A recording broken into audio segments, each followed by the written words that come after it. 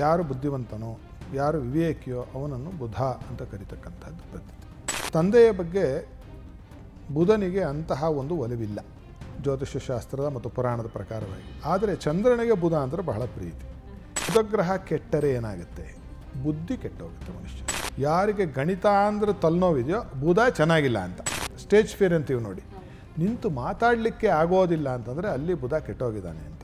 ಈಗ ಕುತ್ಕೊಳ್ಳಿ ಅನ್ನೋಕ್ಕೆ ಕುಕ್ಕರು ಬಡಿ ಅನ್ನೋದಕ್ಕೂ ದೊಡ್ಡ ವ್ಯತ್ಯಾಸ ಇದೆ. ಈ ಕುಕ್ಕರು ಬಡಿಯ ಯಾವ ಒಂದು ಮಾತುಕತೆ ಆಡ್ತಕ್ಕಂಥ ಜನಸಮೂಹ ಇದೆ, ಅವರ ಜಾತಕದಲ್ಲಿ ಬುಧ ಕೆಟ್ಟು ಹೋಗಿದ್ದಾನೆ. ಮಹಾವಿಷ್ಣುವಿನ ಆರಾಧನೆಯನ್ನು ಮಾಡಬೇಕು. ಇವರೆಲ್ಲ ತಮ್ಮ ಬಗ್ಗೆ ತಾವೇ ಹಾಸ್ಯ ಮಾಡಿ ನಗತಕ್ಕಂತಹ ಒಂದು ಶಕ್ತಿ ಸಂಪಾದನೆ ಮಾಡ್ಕೋಬೇಕು. ಯಾರಾದರೂ ನಮ್ಮ ಬಗ್ಗೆ ಹಾಗೆ ಹಾಸ್ಯ ಕುಚೇಷ್ಟ ಮಾಡಿದಾಗ ಅದನ್ನೂ ನಾವು ಚೆನ್ನಾಗಿ ಆಸ್ವಾದಿಸಿ ನಗತಕ್ಕಂತಹದ್ದ ಒಂದು ಮನೋತತ್ವವನ್ನು ಅಳವಡಿಸಿಕೊಳ್ಳಬೇಕು. ಪುಸ್ತಕದ ದಾನವನ್ನು ಮಾಡಬೇಕು. ಹಾಸ್ಯ ಚಟಾಕಿ ಹಾರಿಸ್ತಿರ್ತಾರೋ ಜಾತಕ ನೀವು ತೆಗೆದು ನೋಡಿ ಸ್ಟ್ಯಾಟಿಸ್ಟಿಕಲಿ ಬುಧ ಅತ್ಯಂತ ಜೋರಿರ್ತಾರೆ. ಅವರೂ ಹಾಸ್ಯಮಯವಾದ ಜೀವನವನ್ನು ನಡೆಸ್ತಿರ್ಬೇಕು. ಬುಧ ಬಹಳ ಚೆನ್ನಾಗಿರಬೇಕು. ಇಲ್ಲಾಂದ್ರೆ ಏನಾಗುತ್ತೆ ಅಂದರೆ ತೋರ್ಪಡಿಕೆಗೆ ಹಾಸ್ಯ ಅವರ ಜೀವನ ದುಃಖಮಯ ನರಕವಾಗಿರುತ್ತೆ. ಅದು ಕೂಡ ಬುಧನ ಪರಿಣಾಮವೇ. ಬುಧನ್ ಕೊಡಕ್ಕು ಮಾಟ, ರಾಹು ಕೆಡಕ್ಕು ಮಾಟ. ಬುಧ ಫಲವನ್ನು ಕೊಡಲ್ಲ, ಯಾವಾಗಲೂ ಕಷ್ಟನೇ ಕೊಡ್ತಾನೆ. ಆದರೆ ರಾಹು ನೀನು ಯಾವುದೇ ಕಾರಣ ಕಷ್ಟ ಕೊಟ್ಟರೆ ನೀನು ಕೆಡಿಸಲು ಧೈರ್ಯವಾಗಿರೋ. 100 ಜನರ ಜಾತಕದಲ್ಲಿ ನೀವು ತೆಗೆದುಕೊಂಡ್ರೆ ಬುಧ ದಶೆಯಲ್ಲಿ ಒಳ್ಳೆ ಫಲ ಬಂದಿರೋದು ನನ್ನ ಅನುಭವದಲ್ಲಿ ನಾನು ಹೇಳ್ತೀನಿ 10 ಜನಕ್ಕೆ. ಬುಧ ಸರಿ ಹೋದ ಅಂದರೆ ಬುದ್ಧಿ ಸರಿ ಹೋಗುತ್ತೆ. ಬುದ್ಧಿ ಸರಿ ಹೋಯಿತು ಅಂದರೆ ಜೀವನವೇ ಸರಿ ಹೋಗುತ್ತೆ.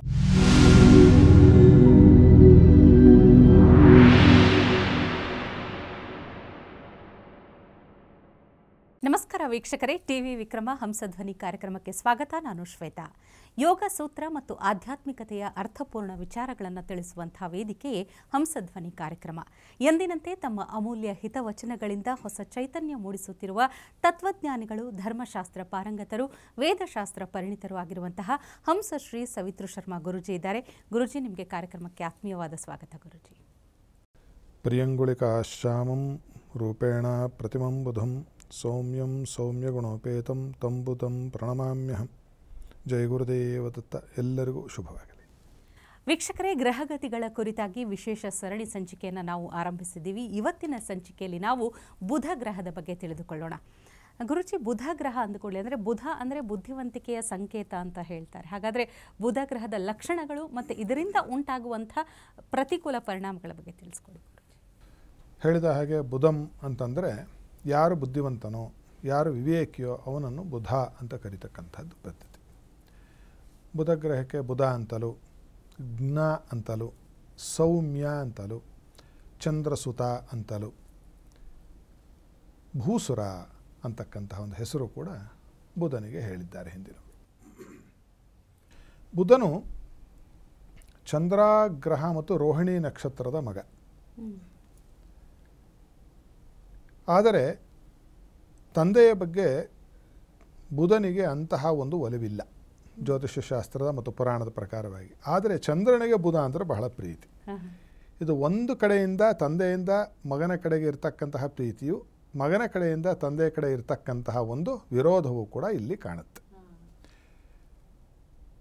ಈ ಬುಧಗ್ರಹದ ಲಕ್ಷಣಗಳೇನು ಅಂದರೆ ಮಹಾನ್ ಬುದ್ಧಿವಂತ, ಬಹಳ ಚಟುವಟಿಕೆಯಿಂದ ಓಡಾಡ್ತಕ್ಕಂಥವನು, ಕೆಲಸವನ್ನು ಮಾಡ್ತಕ್ಕಂಥ ಚುರುಕು, ಪಾದರಸ ಅಂತ ಹೇಳ್ತೀವಿ ನೋಡಿ.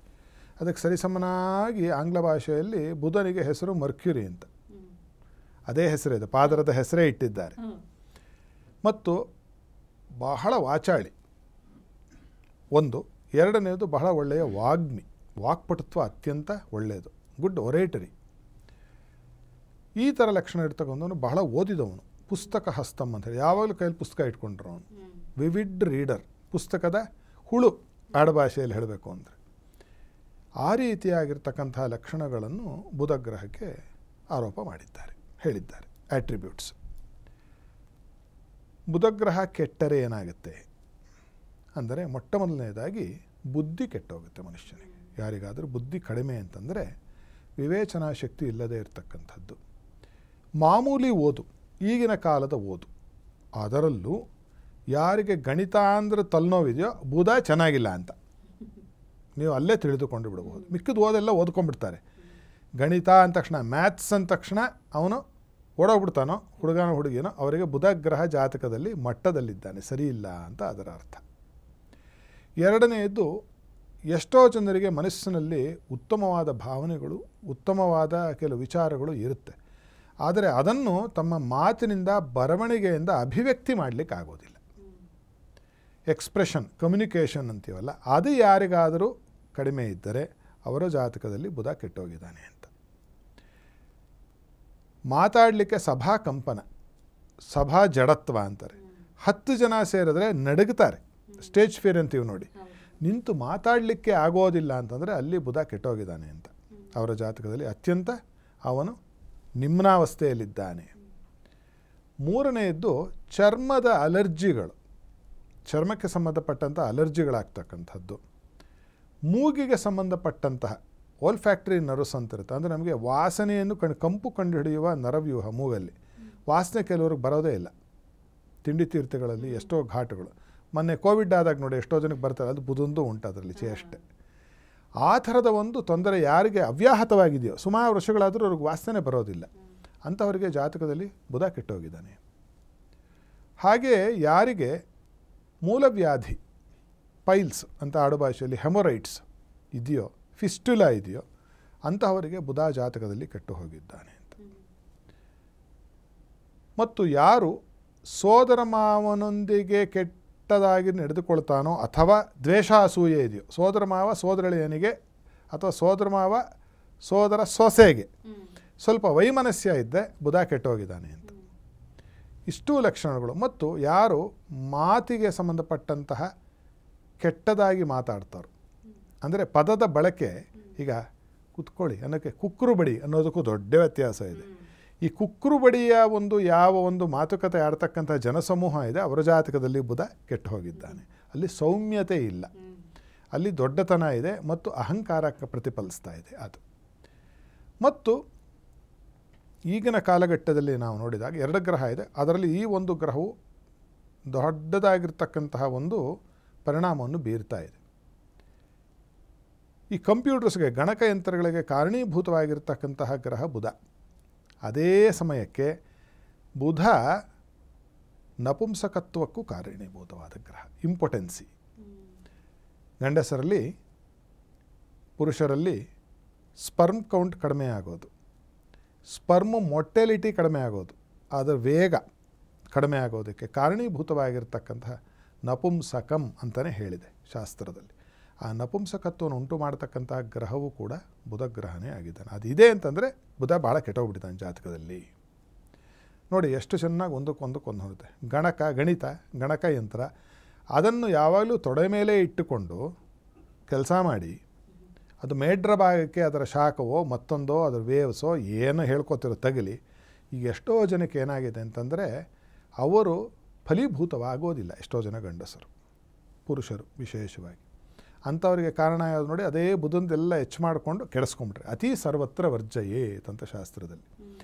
ಈ ಥರ ಲಕ್ಷಣಗಳಲ್ಲಿ ಯಾರಾದರೂ ಕಂಡು ಬಂದರೆ ಬುಧ ಕೆಟ್ಟು ಹೋಗಿದ್ದಾನೆ. ಸರಿ, ಈತನನ್ನು ಸರಿ ಮಾಡಿಕೊಳ್ಳುವುದು ಹೇಗೆ ಅಂತಂದರೆ, ಮೊಟ್ಟ ಮೊದಲನೇದಾಗಿ ಮಾಡಬೇಕಾಗಿರೋದು ಏನು ಅಂತಂದರೆ ಮಹಾವಿಷ್ಣುವಿನ ಆರಾಧನೆಯನ್ನು ಮಾಡಬೇಕು. ಇವರೆಲ್ಲ ಶ್ರೀಕೃಷ್ಣನ, ಮಹಾವಿಷ್ಣುವಿನ, ರಾಮನ, ನರಸಿಂಹಸ್ವಾಮಿಯ ಆರಾಧನೆಯನ್ನು ಮಾಡಬೇಕು. ಹೆಚ್ಚು ಆರಾಧನೆ ಮಾಡಬೇಕು. ತುಳಸಿಯ ಪೂಜೆಯನ್ನು ಮಾಡ್ತಕ್ಕಂಥದ್ದು, ವಿಷ್ಣುವಿಗೆ ಸಂಬಂಧಪಟ್ಟಂತಹ ಸ್ತೋತ್ರದ ಪಠನೆಯನ್ನು ಮಾಡ್ತಕ್ಕಂಥದ್ದು ಮಾಡಬೇಕು. ಎರಡನೆಯದ್ದು ಹಾಸ್ಯ ಪ್ರವೃತ್ತಿಯನ್ನು ಬಳಸಿಕೊಳ್ಳಬೇಕು ಅವರು. ಅದು ಬೇರೆಯವ್ರನ್ನ ಹಾಸ್ಯ ಮಾಡೋದೇ ಇಲ್ಲ, ಕುಚೇಷ್ಟೆ ಮಾಡೋದಲ್ಲ, ತಮ್ಮ ಬಗ್ಗೆ ತಾವೇ ಹಾಸ್ಯ ಮಾಡಿ ನಗತಕ್ಕಂತಹ ಒಂದು ಶಕ್ತಿ ಸಂಪಾದನೆ ಮಾಡ್ಕೋಬೇಕು. ಬೇರೆ ಯಾರಾದರೂ ನಮ್ಮ ಮೇಲೆ ಹಾಸ್ಯ ಮಾಡಿದಾಗ ನಗಲಿಕ್ಕೆ ಬರಬೇಕು. ಬೇರೆಯವ್ರು ನಾವು ಆಡ್ಕೊಂಡು ಹೆಂಗೆ ಗಹಗಹಿಸಿ ನಗ್ತೀವೋ, ಅವರು ಯಾರಾದರೂ ನಮ್ಮ ಬಗ್ಗೆ ಹಾಗೆ ಹಾಸ್ಯ ಕುಚೇಷ್ಟೆ ಮಾಡಿದಾಗ ಅದನ್ನೂ ನಾವು ಚೆನ್ನಾಗಿ ಆಸ್ವಾದಿಸಿ ನಗತಕ್ಕಂತಹದ್ದ ಒಂದು ಮನೋತತ್ವವನ್ನು ಅಳವಡಿಸಿಕೊಳ್ಳಬೇಕು. ಮತ್ತು ತಂದೆಯ ಸೇವೆಯನ್ನು ಮಾಡಬೇಕು, ತಾಯಿಯ ಸೇವೆಯನ್ನು ಮಾಡಬೇಕು. ಇವರು ಬುಧಗ್ರಹ ಕೆಟ್ಟು ಹೋಗಿದ್ದಾರೆ. ಹಾಗೆ ನಾವು ಮುಂದುವರೆದು ನೋಡಿದ್ರೆ ಪುಸ್ತಕದ ದಾನವನ್ನು ಮಾಡಬೇಕು. ಒಳ್ಳೊಳ್ಳೆಯ ಪುಸ್ತಕಗಳನ್ನು, ಒಳ್ಳೆಯ ವಿಚಾರಧಾರೆಯನ್ನು ಯಾವುದು ಸೂಚಿಸುತ್ತೋ ಅದರಲ್ಲೂ ಪುರಾಣಗಳು ಕಾರಣೀಭೂತವಾದ ಗ್ರಹ ಬುಧ. ವಿಷ್ಣು ಪುರಾಣ, ವಿಷ್ಣು ಧರ್ಮೋತ್ತರ ಪುರಾಣ, ಪದ್ಮಪುರಾಣ, ಈ ಥರದ ಒಂದು ಪುರಾಣಗಳನ್ನು ಓದತಕ್ಕಂಥವರಿಗೆ ತೆಗೆದುಕೊಂಡು ಹೋಗಿ ಕೊಡೋದು. ಸೋದರ ಮಾವನೊಂದಿಗೆ ಇವರ ಒಂದು ದ್ವೇಷವನ್ನು ಬಿಟ್ಟು ಬಿಡೋದು. ದೊಡ್ಡವನು ಸೋದರ ಮಾವ ಅಲ್ವೇ, ಹೋಗಿ ನಮಸ್ಕಾರ ಮಾಡೋದು, ಮಾವ ಇನ್ಮೇಲೆ ಚೆನ್ನಾಗಿರೋಣಪ್ಪ ನಾನು ನೀನು ಅಂತ. ಸೋದರ ಮಾವನ ಆಶೀರ್ವಾದವನ್ನು ಪಡಿತಕ್ಕಂಥದ್ದು. ಮತ್ತು ಯಾರು ಬಹಳ ಚೆನ್ನಾಗಿ ಓದತಕ್ಕಂತಹ ಉತ್ತಮ ಅವಸ್ಥೆಯಲ್ಲಿದ್ದಾರೋ ಜ್ಞಾನಿಗಳು, ವಿಜ್ಞಾನಿಗಳು, ಅಂತಹವರನ್ನು ಆದರ, ಗೌರವ ಮತ್ತು ಮರ್ಯಾದೆಯಿಂದ ಕಾಣತಕ್ಕಂಥದ್ದನ್ನು ಇವರು ಅಳವಡಿಸಿಕೊಳ್ಳಬೇಕು. ಹಾಗೆ ನಾವು ಮುಂದುವರೆದು ನೋಡಿದ್ರೆ ಇನ್ನೇನನ್ನು ಮಾಡಬಹುದು? ಮಹಾಗಣಪತಿ ಆರಾಧನೆಯನ್ನು ಕೂಡ ಮಾಡಬಹುದು. ಯಾರಿಗೆ ಬುಧಗ್ರಹ ಕೆಟ್ಟಿದೆಯೋ. ಮತ್ತು ಏನು ಹೇಳುತ್ತೆ ಅಂತಂದರೆ ಪರಮೇಶ್ವರನ ಆರಾಧನೆ ಕೂಡ ಹೇಳಿಬಿಟ್ಟಿದೆ ಬುಧನಿಗೆ. ಪರಮೇಶ್ವರನ ಆರಾಧನೆಯನ್ನು ಕೂಡ ಮಾಡ್ತಕ್ಕಂಥದ್ದು. ಇವೆಲ್ಲ ಮಾಡ್ತಾ ಬರುವುದರಿಂದ ಮತ್ತು ನಮ್ಮ ಚರ್ಯೆಯನ್ನು, ನಾವು ಜೀವನವನ್ನು ನೋಡ್ತಕ್ಕಂತಹ ಹಾಸ್ಯ ಪ್ರಜ್ಞೆಯನ್ನು ಹೆಚ್ಚು ಮಾಡಿಕೊಳ್ತಕ್ಕಂಥದ್ದು ಮತ್ತು ಸದ್ಗ್ರಂಥಗಳ ಅಧ್ಯಯನವನ್ನು ಮಾಡುವಂತ ಹೇಳುತ್ತೆ. ಒಳ್ಳೆಯ ಗ್ರಂಥಗಳ ಒಂದು ಅಧ್ಯಯನ, ಅದು ಲೌಕಿಕವಾಗಿರೋದೇ ಆಗಿರಬಹುದು, ನಿಮ್ಮ ಬುದ್ಧಿಮತ್ತೆಯನ್ನು ಹೆಚ್ಚಿಸ್ತಕ್ಕಂಥದ್ದು, ಅಂತಹದ್ದು ಕೂಡ ಮಾಡುವುದರಿಂದ ಈ ಬುಧಗ್ರಹ ಕೊಟ್ಟಿರ್ತಕ್ಕಂತಹ ಈ ಒಂದು ಪೀಡೆಗಳು ಶಾಂತವಾಗಿ ಏನಾಗುತ್ತೆ, ಆ ಗುಣಮಟ್ಟ ಹೆಚ್ಚುತ್ತೆ. ಅದು ಹೆಚ್ಚಿದ ಲಕ್ಷಣ ಏನು ಅಂತಂದರೆ ಅವರಿಗೆ ಮನಸ್ಸಿಗೆ ಮನಃಪ್ರಾಸಾದ, ನೆಮ್ಮದಿ ಮತ್ತು ಹಾಸ್ಯ ಪ್ರಜ್ಞೆ ಹೆಚ್ಚಿರುತ್ತೆ ಅವರಲ್ಲಿ. ಯಾರು ಹಾಸ್ಯ ಚಟಾಕಿ ಹಾರಿಸ್ತಿರ್ತಾರೋ ಅವ್ರ ಜಾತಕ ನೀವು ತೆಗೆದು ನೋಡಿ ಸ್ಟ್ಯಾಟಿಸ್ಟಿಕಲಿ ಬುಧ ಅತ್ಯಂತ ಜೋರಿರ್ತಾನೆ ಅವರ ಜಾತಕದಲ್ಲಿ. ಯಾರಾದರೂ ಹಾಸ್ಯ ಕಲಾವಿದರ ಜಾತಕ ಹಿಡ್ಕೊಂಬಂದ್ರೆ ಅದರಲ್ಲೂ ಅದೇ ಇರುತ್ತೆ. ಆದರೆ ಅವರು ಹಾಸ್ಯಮಯವಾದ ಜೀವನವನ್ನು ನಡೆಸ್ತಿರಬೇಕು, ಬುಧ ಬಹಳ ಚೆನ್ನಾಗಿರಬೇಕು. ಇಲ್ಲಾಂದರೆ ಏನಾಗುತ್ತೆ ಅಂದರೆ ತೋರ್ಪಡಿಕೆಗೆ ಹಾಸ್ಯ, ಅವರ ಜೀವನ ದುಃಖಮಯ ನರಕವಾಗಿರುತ್ತೆ. ಅದು ಕೂಡ ಬುಧನ ಪರಿಣಾಮವೇ. ಅದರ ಡಬಲ್ ಎಡ್ಡ್ ಸೋರ್ಡ್ ಅಂತ ಎರಡು ಅಲಗಿರ್ತಕ್ಕಂತಹ ಕತ್ತಿ. ಒಂದು ಕಡೆ ಚೂಪಿದ್ದಿರುತ್ತೆ, ಈರನೇ ಸ್ವಲ್ಪ ಚೌಪಿಲ್ಲ ಹಿಂಗೆ ಅಂದ್ಕೊಂಡ್ರೆ ಕೈ ಹರಿದೋಗ್ಬಿಡುತ್ತೆ. ಅದರಿಂದ ತಮಿಳಲ್ಲೂ ಕನ್ನಡದಲ್ಲೂ ಎರಡು ಗಾದೆ ಇದೆ ಬುಧನ ಬಗ್ಗೆ. ತಮಿಳಲ್ಲಿ ಹೇಳ್ತಾರೆ, ಬುಧನ್ ಕೊಡಕ್ಕು ಮಾಟ, ರಾಹು ಕೆಡಕ್ಕು ಮಾಟ. ಬುಧ ಫಲವನ್ನು ಕೊಡಲ್ಲ, ಯಾವಾಗಲೂ ಕಷ್ಟನೇ ಕೊಡ್ತಾನೆ. ಆದರೆ ರಾಹು ನೀನು ಯಾವುದೇ ಕಾರಣ ಕಷ್ಟ ಕೊಟ್ಟರೆ ನೀನು ಕೆಡಿಸಲು ಧೈರ್ಯವಾಗಿರೋನು. ಕನ್ನಡದಲ್ಲಿ ಬುಧ ಕೊಡಲ್ಲ, ರಾಹು ನಿಮಗೆ ಕೊಡದೇ ಇರಲ್ಲ ಅಂತ. ರಾಹು ಕೆಟ್ಟವನಲ್ಲ, ರಾಹು ದಶೆಯಲ್ಲಿ ಎಲ್ಲ ಭಾಳ ಒಳ್ಳೆಯದನ್ನು ಅನುಭವಿಸಿದ್ದಾರೆ. 100 ಜನರ ಜಾತಕದಲ್ಲಿ ನೀವು ತೆಗೆದುಕೊಂಡ್ರೆ ಬುಧ ದಶೆಯಲ್ಲಿ ಒಳ್ಳೆಯ ಫಲ ಬಂದಿರೋದು ನನ್ನ ಅನುಭವದಲ್ಲಿ ನಾನು ಹೇಳ್ತೀನಿ 10 ಜನಕ್ಕೆ. ಮಿಕ್ಕಿದವರೆಲ್ಲರಿಗೂ ತೊಂದರೆನೇ. ಯಾಕೆ ಅಂತಂದರೆ ಮಾತು ವಜ್ರ, ವಾಗ್ವಜ್ರ ಅಂತ ಹೇಳುತ್ತೆ. ನಾವು ತಪ್ಪು ಮಾತಾಡಿದ್ರೆ ಇಂದ್ರನ ವಜ್ರಾಯುಧ ತಗೊಂಡು ಹೊಡೆದ ಹಾಗೆ ಆ ವಾಕ್ ಶಕ್ತಿಗೆ ಏಟು ಬೀಳುತ್ತಂತೆ. ಪೆದ್ದಾಗಿ ತಪ್ಪಾಗಿ ಸ್ವರರಹಿತವಾಗಿ ಮಂತ್ರನ ಹೇಳೋದು. ಶಬ್ದಬ್ರಹ್ಮ ಅಂತ ಒಂದಿರುತ್ತೆ, ಅವಧೂತರು ಹೇಳ್ತಾ ಇದ್ರು ಯಾವಾಗಲೂ ಮಾತಿಗೂ, ಏನಂದ್ರೆ ಅದು ಆಡಬೇಡ್ರಿ, ಎಲ್ಲ ಹೋಗ್ಬಿಟ್ಟು ಶಬ್ದಬ್ರಹ್ಮಕ್ಕೆ ಸೇರ್ಕೊಂಡು ನಿಮಗೆ ತಿರ್ಕೊಂಬರುತ್ತೆ ಅಂತ. ಆ ಮಾತು ಮರುಕಳಿಸಿ ನಮ್ಮಲ್ಲಿ ಬರುತ್ತೆ. ಮಾತಿನ ಶುದ್ಧತೆ ಯಾವಾಗ ಸಮಾಜದಲ್ಲಿ ಇರೋಲ್ವೋ, ಮಾತಿನ ಶುದ್ಧತೆ ಬರಬೇಕು ಅಂದ್ರೇನು, ನಿಮಗೆ ನನಗೆ ಮನಃಶುದ್ಧತೆ ಬರಬೇಕು. ಅದ್ಯಾವಾಗೆಲ್ಲೂ ಏನಾಗುತ್ತೆ, ನಮ್ಮ ಮಾತೆ ನಮಗೆ ವಜ್ರೀಭೂತ್ವ, ಅದು ವಜ್ರವಾಗಿ ಬಂದು ಅವ್ರನ್ನೇ ಕತ್ತರಿಸಾಕತ್ತೆ.